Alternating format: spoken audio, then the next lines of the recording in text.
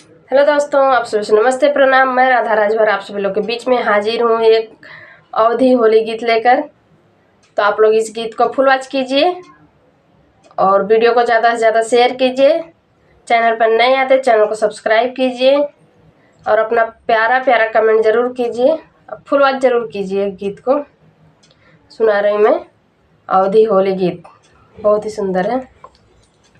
और जो चैनल पर नए आते हैं चैनल को सब्सक्राइब जरूर कीजिए। सुना रही मैं अवधी होली गीत। बजरंग बली गुलाल उड़ावैया वध की गली।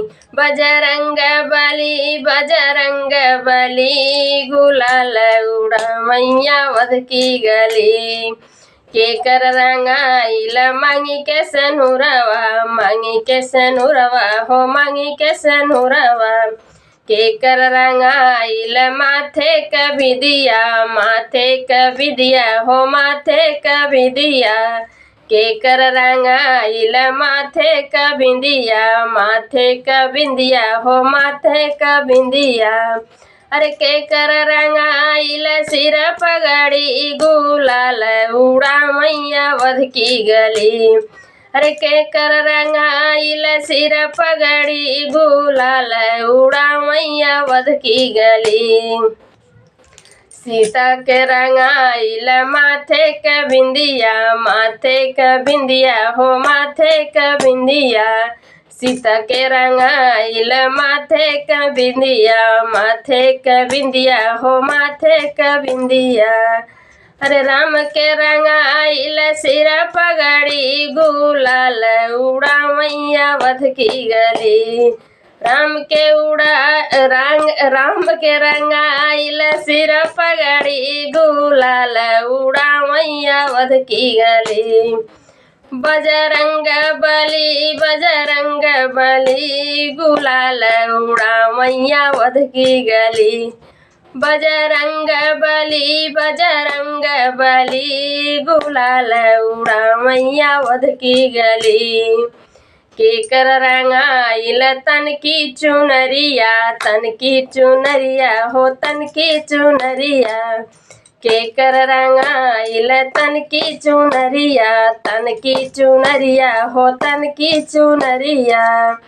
अरे के कर रंगाइल धोती पियरी गुलाल उड़ावैया वध की गली।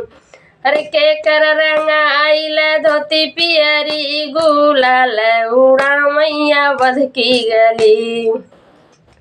सीता के रंगाइल तन की चुनरिया, तन की चुनरिया हो, तन की चुनरिया। सीता के रंगाइल तन की चुनरिया, तन की चुनरिया हो, तन की चुनरिया। अरे राम के रंगाइल धोती पियरी गुलाल या उड़ावैया वध की गली। राम के रंगाइल धोती पियरी गुलाल उड़ावैया वध की गली। बजरंग बली गुलाल उड़ावैया वध की गली। बजरंग बली गुलाल उड़ावैया वध की गली। के कर रंगाइल तिरिया धनुहिया, तिरिया धनुहिया हो, तिरिया धनुहिया। अरे के कर रंगाइल चूड़ी में हंदी गुलाल उड़ावैया वध की गली। अरे के कर रंगाइल चूड़ी में हंदी गुलाल उड़ावैया वध की गली। राम के रंगाइल तिरिया धनुषिया, तिरिया धनुषिया हो, तिरिया धनुषिया। सीता के रंगाइल चूड़ी में हंदी गुलाल उड़ावैया वध की गली। सीता के रंगाइल चूड़ी में हंदी गुलाल उड़ावैया वध की गली। बजरंग बली गुलाल उड़ावैया वध की गली। बजरंग बली गुलाल उड़ावैया वध की गली।